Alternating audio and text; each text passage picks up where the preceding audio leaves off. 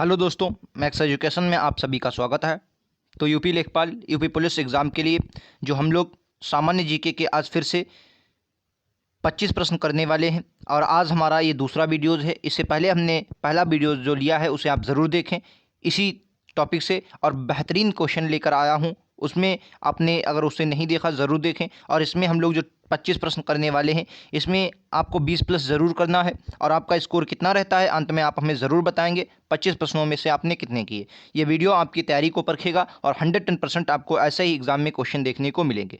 चलिए दोस्तों, आज की शुरुआत करते हैं। आज का पहला प्रश्न आपकी स्क्रीन पर ये रहा, वेरी इंपॉर्टेंट प्रश्न है। राइट आंसर क्या होगा इस क्वेश्चन का, ध्यान से पढ़ेंगे, क्वेश्चन का राइट आंसर देंगे। पहला क्वेश्चन कह रहा है कि भारत छोड़ो आंदोलन के समय भारत के वायसराय कौन थे। यह प्रश्न आपको बताना है। तो दोस्तों आपको बहुत अच्छे से पता होगा 1942 में भारत छोड़ो आंदोलन स्टार्ट किया जाता है, ठीक है। तो बात करेंगे इस क्वेश्चन की, तो राइट आंसर क्या होगा, लॉर्ड लिनलिथगो होगा। डी ऑप्शन जिनका है बिल्कुल करेक्ट है। चलिए मैं और भी ऑप्शन की बात कर लेता हूं। तो आपको दोस्तों याद रखना है लॉर्ड विलिंगटन के बारे में और लॉर्ड वेवल के बारे में बहुत अच्छे से याद रखना है। लॉर्ड वेवल ये थे, लॉर्ड वेवल के समय में आपको याद रखना है वेलिंगटन के समय में पूना पैक्ट हुआ था। पूना पैक्ट हुआ था इनके समय में। द्वितीय गोलमेज सम्मेलन और तृतीय गोलमेज सम्मेलन जो हुआ वो वेलिंगटन के समय हुआ था, और क्रिप्स मिशन भी वेलिंगटन के समय आया था, याद रखेंगे। लॉर्ड वेवल के समय कैबिनेट मिशन आया था। कौन सा कैबिनेट मिशन जो 1946 में आया था वो लॉर्ड वेवल के समय आया था। ये बात बहुत अच्छे से आपको याद रखनी है। अगला प्रश्न आपकी स्क्रीन पर दोस्तों ये रहा, इस क्वेश्चन का राइट आंसर क्या होगा, बहुत बार एग्जाम में ये प्रश्न पूछना देखने को मिला है। क्या सती प्रथा के विरुद्ध किस मुगल शासक ने कदम उठाए थे, जहांगीर, हुमायूं, अकबर या शाहजहां। क्वेश्चन का राइट आंसर क्या होगा, तो मैं आपको बता देता हूं, इस क्वेश्चन का राइट आंसर अकबर होगा। जहांगीर की बात करेंगे तो इनके बारे में एक क्वेश्चन बहुत पूछा जाता है कि न्याय की जंजीर किसने लगवाई थी। तो क्या बोलेंगे आप, न्याय की जो जंजीर लगवाई गई थी वो जहांगीर के द्वारा लगवाई गई थी। ये बात बहुत अच्छे से आपको याद रखनी, क्लियर है। चलिए अकबर की कुछ और बातें याद रखनी है। सबसे पहले आपको याद रखना है 1556 में ये क्या हुए, 1556 में अकबर गद्दी पर बैठता है और 1556 में पानीपत का द्वितीय युद्ध लड़ा, ठीक है, याद रखेंगे। 1500 फिर इसके बाद 1562 में इनके बारे में पूछा जाता है। 1563 में इनके बारे में पूछा जाता है क्या हुआ। 1564 में इन्होंने क्या किया था ये पूछा जाता है, ठीक है, 1564 में, ठीक है। 1575 में क्या किया ये पूछा जाता है कई बार, ठीक है। 1579 में क्या किया ये कई बार आपके एग्जाम में पूछा जाता है, ठीक है। और 1582 में, ठीक है। चलिए मैं इनके बारे में कुछ बताता हूँ, इन्होंने इनमें क्या किया घटनाओं में। ये प्रश्न आपके एग्जाम में कई बार पूछे गए हैं इनसे रिलेटेड, तो मैं इनको बता देता हूँ, ठीक है। समझिएगा इस क्वेश्चन को, बहुत बार एग्जाम में यहाँ से प्रश्न बना है। 56 में आपने दो बातें देखी, एक तो गद्दी पर बैठे और ये क्या किया, पानीपत का द्वितीय युद्ध लड़ा। 62 में इन्होंने दास बनाने की जो प्रथा थी उसको रोक लगा दिया। दास बनाए मतलब युद्ध के बाद दास बंदियों की जो प्रथा थी उसको रोक लगा दी, ठीक है। 63 में याद रखेंगे इन्होंने तीर्थ यात्रा के कर को समाप्त किया था, याद रखेंगे, ठीक है। 64 में इन्होंने जजिया कर एग्जाम पर, ये इंपॉर्टेंट है, इस पर आप लोग इंपॉर्टेंट की मोहर लगाएं। बाकी सभी घटनाएं इंपॉर्टेंट है लेकिन ये जजिया कर वाली बहुत इंपॉर्टेंट, ठीक है। जजिया कर को इन्होंने समाप्त किया था 64 में, ये बात बहुत अच्छे से आपको याद रखनी। 75 में इन्होंने इबादत खाने का निर्माण करवाया था। इबादत खाना क्या था सर, इबादत खाने में यहाँ पर कहने का मतलब ये है कि जो इबादत खाना होता था यहाँ पर एक मीटिंग हुआ करती थी, आप ये मान लीजिए, ठीक है, इबादत खाने में, ठीक है। 79 में इन्होंने मजहर की घोषणा की थी, जो कई बार आपके एग्जाम में आती है, मजहर की घोषणा, याद रखेंगे। और 82 में तो बहुत अच्छे से आपको याद रखना है, इन्होंने दीन इलाही धर्म चलाया था, नया धर्म चलाया था, कौन सा, दीन इलाही, क्लियर है। यहाँ से अब आप ये अकबर से रिलेटेड ऐसे एग्जाम में प्रश्न बने तो आपको गलत नहीं करना, ठीक है। चलिए हम तीसरे प्रश्न की ओर चलते हैं। अगला प्रश्न आपकी स्क्रीन पर ये रहा, कंप्यूटर से क्वेश्चन आपके एग्जाम में दोस्तों बनेगा तो आपको इस क्वेश्चन का जवाब देना है कि कंप्यूटर शब्दावली में यूआरएल का विस्तारक क्या होता है। तो क्या बोलेंगे, यूनिफॉर्म रिसोर्स लोकेटर इस क्वेश्चन का राइट आंसर होगा। तीसरे इस क्वेश्चन का राइट आंसर तीसरा ही होगा, ठीक है। चलिए तो दोस्तों अपना स्कोर जरूर काउंट करते रहें, फिर लास्ट में हमें जरूर बताना है कि आपने कितना किया। लैगून क्या होते हैं, ये प्रश्न कई बार एग्जाम में सीधा छपा है। लैगून क्या होते हैं, लैगून क्या, एक तालाब होता है, झरना होता है, जलप्रपात होता है या झील होती है। क्या बोलेंगे इस क्वेश्चन का राइट आंसर क्या होगा। चलिए मैं आपको बता दूं, लैगून, देखिए आपने सुना होगा चिल्का क्या है, चिल्का झील एक लैगून झील है, आपको सुना होगा। तो चिल्का क्या है, एक झील है, ठीक है, जो कि उड़ीसा में आपको देखने को मिलेगी। तो लैगून क्या होते हैं, एक झील होते हैं। किस प्रकार से, मान लिया कोई बहुत बड़ा समुंदर है, मान लिया हम बंगाल की खाड़ी को ही मान लेते हैं, इस प्रकार हमारा भारत है, इस प्रकार इधर आप बे ऑफ बंगाल देखने को मिलती है, ठीक है, बंगाल की खाड़ी आपको देखने को मिलती है। तो यानी कि किसी बड़े समुद्र की भाग से लगे एक सकरी पट्टी के द्वारा जुड़ा एक दलदला भूमि आप कह सकते हैं, जो जुड़े होते हैं उन्हें झील कहते हैं। वही प्रकार से आपको लैगून देखने को मिलते हैं, क्लियर है।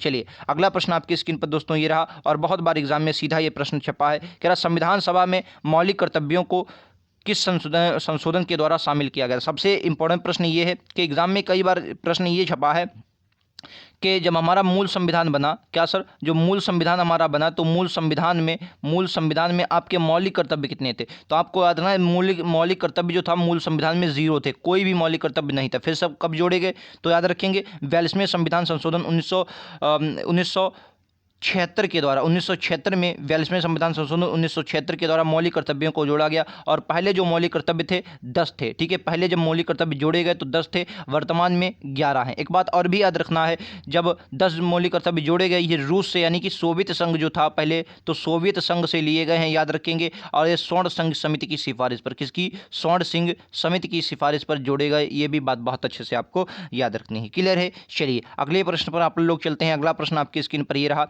राइट आंसर इस क्वेश्चन का क्या होगा? कह रहा है आगा हां कप। जो आगा हां कप है ये किससे संबंधित है? लॉन टेनिस, क्रिकेट से, हॉकी से या स्केच से? क्या बोलेंगे? इस क्वेश्चन का राइट आंसर हॉकी होगा, हॉकी से संबंधित है। हॉकी के कुछ और भी कप मैं बताऊं तो आपको याद रखना है राजा रणजीत सिंह, याद रखना है। नेहरू कप इसी से संबंधित, नेहरू कप याद रखेंगे किसे? हॉकी से संबंधित है, ठीक है। आगा खां कप आपका हो जाएगा हॉकी से संबंधित है। इंदिरा कप भी किसका? हॉकी से संबंधित, ठीक है। राणा रणजीत सिंह तो मैंने आपको, वेलिंगटन कप भी याद रखना है किसे? हॉकी से संबंधित है। क्लियर है? चलिए नेक्स्ट प्रश्न पर आप लोग चलते हैं। अगला प्रश्न आपके दोस्तों स्क्रीन पर ये रहा। राइट आंसर इस क्वेश्चन का क्या होगा? कह रहा है आपकी स्क्रीन पर, कह रहा जो भारत का पूर्वी समुद्री तट है किस नाम से जाना जाता है? आपको पता होगा प्रायद्वीपीय भारत को अगर हम देखते हैं तो इस प्रकार से देखते हैं, ये आपका जो हो जाता है, ये मतलब जो प्रायद्वीपीय भारत है इसी के संलग्न कुछ तट हमें देखने को मिलते हैं, ठीक है। और इस वाले तट को हम क्या कहते हैं? इस वाले तट को हम लोग पश्चिमी तट कहते हैं। क्या बोलते हैं सर? पश्चिमी तट बोलते हैं। और इस वाले तट को पूर्वी तट कहते हैं, ठीक है, पूर्वी तट कहते हैं। हालांकि ये जो पश्चिमी तट है इसको भी कई नामों से हम जानते हैं। जैसे मैं आपको बताऊं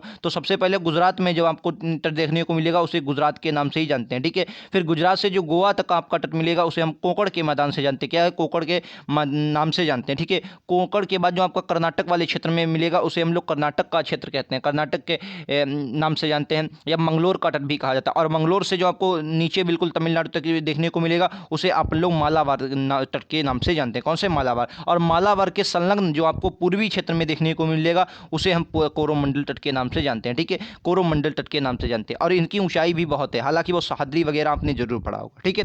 चलिए बाकी अगले क्वेश्चन पर हम लोग चलते हैं। अगला प्रश्न आपकी स्क्रीन पर दोस्तों ये रहा। राइट आंसर क्या होगा अगले प्रश्न का? क्या भारतीय रिजर्व बैंक के वर्तमान में गवर्नर कौन है? ये प्रश्न कई बार आपके एग्जाम में आया है। ऐसे प्रश्न आपके एग्जाम में इससे क्वेश्चन बनता है। तो सबसे पहले आपको याद रखना आरबीआई के बारे में। आरबीआई जो हमारे बैंक के 1934 के एक्ट में 1935 में इसकी स्थापना होती है, 1949 में इसका राष्ट्रीयकरण होता है। आपको बहुत अच्छे से पता होना चाहिए। शक्तिकांत दास इसके गवर्नर है। कमेंट बॉक्स में आपको ये बताना है कि जब 1949 में इसका राष्ट्रीयकरण हुआ, 1949 में इसका राष्ट्रीयकरण हुआ, आपका आज का HW है, आप लोग इस पर सर्च जरूर करें, तब इसके गवर्नर कौन थे, ठीक है, तब इसके गवर्नर कौन थे जब इसका 49 में क्या किया? राष्ट्रीयकरण किया गया, ये आपको बताना है, ठीक है। चलिए अगले प्रश्न में ऑसबॉर्न स्मिथ के बारे में आपको पता होगा कि पहले गवर्नर थे, उनके बारे में तो सबको पता है, लेकिन आपको ये बताना है कि 1949 में जब इसका राष्ट्रीयकरण हुआ तब गवर्नर कौन था। फिलहाल अगला प्रश्न हम लोग चलते हैं कि भारत में सर्वोच्च कानून किसे माना जाता है? हम लोग इसमें हिस्ट्री, पॉलिटी, ज्योग्राफी, स्ट्रेटेजी के करंट अफेयर्स हर प्रकार के क्वेश्चन करने वाले हैं, बिल्कुल आपके एग्जाम की तरह, ठीक है। आप लोग अपना स्कोर जरूर काउंट करते रहें। भारत का सर्वोच्च कानून किसे माना जाता है? देखिए सर्वोच्च कानून जो है वो हमारे भारतीय संविधान को माना जाता है, और भारतीय संविधान सबसे ऊपर है। भारतीय संविधान के अगर संरक्षण करता आपसे एग्जाम में पूछा है तो क्या बोलेंगे? न्यायालय। न्यायालय इसका संरक्षण करता है, ये भी बात बहुत अच्छे से आपको याद रखनी है। क्लियर है? चलिए भारतीय संविधान कब बना? तो कहेंगे भारतीय संविधान कोई एक दिन, दो वर्ष 11 माह 18 दिन भारतीय संविधान को बनने में लगे। और हमारा संविधान जो बना वो संविधान सभा के द्वारा बनाया गया। किसके द्वारा सर? संविधान सभा के द्वारा बनाया गया, ये भी बात बहुत अच्छे से आपको याद रखनी है। संविधान सभा जो थी वो कैबिनेट मिशन योजना के तहत बनाई गई। याद रखेंगे कैबिनेट मिशन योजना हमारे संविधान में 1946 को भारत में आती है, और उसी के द्वारा संविधान सभा का गठन किया गया। उसके बाद फिर संविधान हमारा बना था, ठीक है। यह बात बहुत अच्छे से आपको याद रखनी है। अगला प्रश्न आपकी स्क्रीन पर ये रहा कि भारत में पहली ट्रेन मुंबई टू ठाणे किसके बीच चली थी? आपको याद रखना डलहौजी के समय में चली थी। किसके समय में? डलहौजी के समय में चली थी, और कब? 1853 में, ठीक है। क्लियर है? ये प्रश्न आपको भूलना नहीं है। नेक्स्ट प्रश्न आपकी स्क्रीन पर ये रहा कि बिहू एक लोक नृत्य है। बिहू एक लोक नृत्य है, ये किससे संबंधित है? ठीक है, बिहू एक लोक नृत्य है। आपको रटा होगा बिहू किसका? असम का है। असम का क्या है? एक लोक नृत्य है। अगर असम के में शास्त्रीय नृत्य की बात करूं तो शास्त्रीय नृत्य क्या बोलेंगे?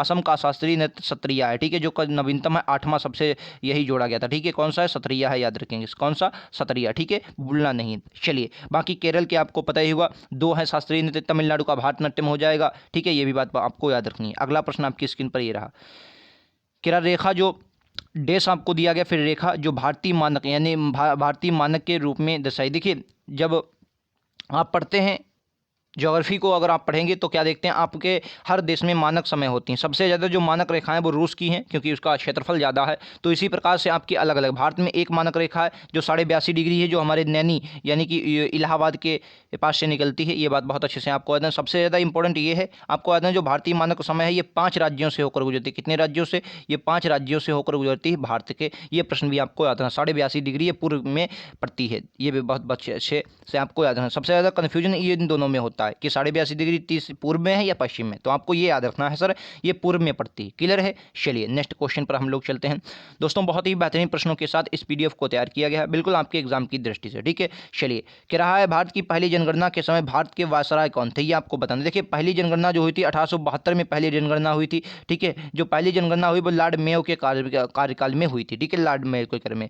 फिर हुई थी 1881 में, इसे नियमित जनगणना के रूप में हम लोग जानते हैं, और ये रिपन ने करवाई थी। किसने करवाई थी? रिपन ने करवाई थी 1881 में। तब से 1881 में 10-10 वर्ष के बाद हमारे यहाँ चल रही है। ठीक है, याद रखेंगे लॉर्ड डफरिन के बारे में, ये डफरिन के बारे में याद रखना है। इसके समय में 1885 में कांग्रेस की स्थापना हुई थी। याद रखेंगे 1885 में कांग्रेस की स्थापना हुई थी डफरिन के समय में। क्लियर है? चलिए नेक्स्ट प्रश्न पर चलते हैं। अगला प्रश्न आपकी स्क्रीन पर ये रहा, कह रहा कुडनकुलम परमाणु ऊर्जा प्लांट कहाँ स्थित है? बोलेंगे कुडनकुलम परमाणु ऊर्जा प्लांट कहाँ है? यूपी में एक आपको देखने को मिलेगा, वो नरोरा है। नरोरा की बात करेंगे तो नरोरा आपको याद रखना है यूपी में है, और ये बुलंदशहर में पड़ता है। अब ये भी याद रखना है, इसकी जो स्थापना हुई थी वो 1991 में आपको देखने को मिलती है। ठीक है, चलिए तमिलनाडु इस क्वेश्चन का बिल्कुल करेक्ट आंसर होगा। कौन सा? तमिलनाडु। ठीक है, दूसरा इस क्वेश्चन का राइट आंसर है कुडनकुलम परमाणु ऊर्जा जो प्लांट है वो आपको तमिलनाडु में देखने को मिलता है। क्लियर है? चलिए नेक्स्ट प्रश्न, क्या जम्मू और कश्मीर में श्रीनगर में अपना ऑपरेशन शुरू करने वाली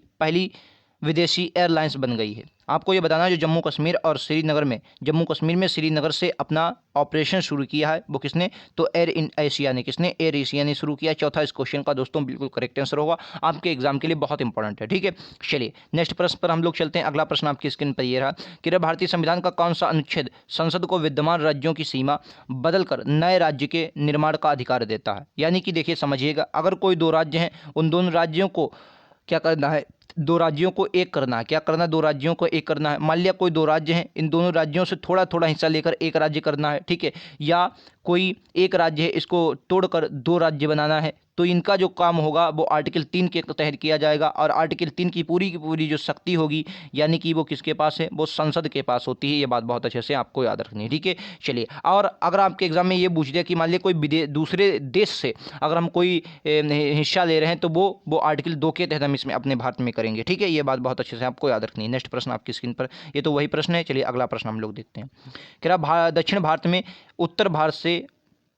दक्षिण भारत से उत्तर भारत में भक्ति आंदोलन किसने चला था? यह प्रश्न आपके एग्जाम में कई बार पूछा गया, तो आपको याद रखना है दक्षिण भारत से उत्तर भारत में भक्ति आंदोलन रामानंद ने चलाया था। और रामानंद के गुरु का नाम कई बार एग्जाम में आया है, तो आपको याद है रामानंद के गुरु का नाम रामानुज था। कौन था? रामानुज था। ये बात बहुत अच्छे से आपको याद है। इन्होंने राम भक्ति शाखा पर बल दिया था, ये बात भी आपको याद रखना है। ठीक है, शंकराचार्य का मत याद रखना, अद्वैतवाद इनका मत है जो आपके एग्जाम में दबा कर पूछा जाता है। ठीक है, अद्वैतवाद इनके बारे में याद रखना, अद्वैतवाद इनका मत है शंकराचार्य का, जो आपके एग्जाम में दबा कर पूछा जाता है। ठीक है, चलिए नेक्स्ट प्रश्न चलते हैं। क्या ग्रीनविच किसके बगल में है? ग्रीनविच ये भी वही समय रेखा है जो भारत की है अपनी, वो पूरे मतलब पहले एक विश्व की, फिर अपने अपने देश अलग अलग रखते हैं, तो ये जो है वो लंदन से निकलती। कहाँ से? लंदन से। तीसरा इस क्वेश्चन का राइट आंसर होगा। चलिए नेक्स्ट प्रश्न हम लोग चलते हैं। अगला प्रश्न आपकी स्क्रीन पर ही रहा, क्या फैराडे का नियम किससे संबंधित है? साइंस का बेहतरीन प्रश्न है। साइंस के हमने 2-3 प्रश्न भी इंक्लूड किए, क्योंकि पिछली बार लेखपाल में 4 प्रश्न और लगभग 4 से 5 प्रश्न यूपी कांस्टेबल में भी आपको देखने को मिलते हैं साइंस के। ठीक है, फैराडे का नियम किससे संबंधित? तो क्या बोलेंगे? फैराडे का जो नियम है विद्युत अपघटन से संबंधित। क्या बोलेंगे सर? विद्युत अपघटन से संबंधित है फैराडे का नियम। तो पहला इस क्वेश्चन का राइट आंसर आपको भूलना नहीं है। नेक्स्ट प्रश्न क्या कह रहा है?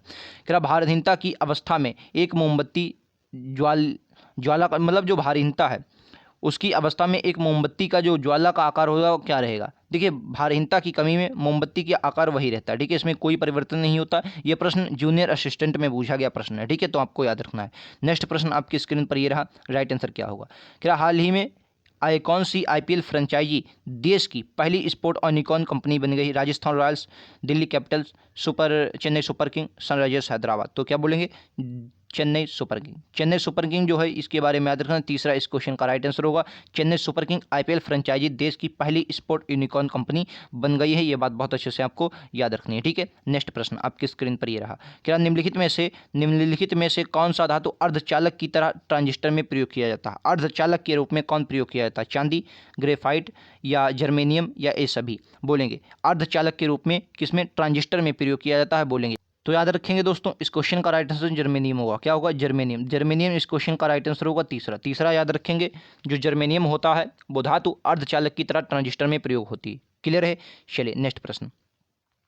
भारत का पहला स्वदेशी सर्वर का नाम क्या है? आज का अंतिम प्रश्न और करंट का क्वेश्चन है, जिसे हाल ही में लॉन्च किया गया। पहला सर्वर आपको बताना है, स्वदेशी सर्वर है, इसका नाम कौन सा हो जाएगा? रुद्र हो जाएगा, ठीक है, याद रखेंगे।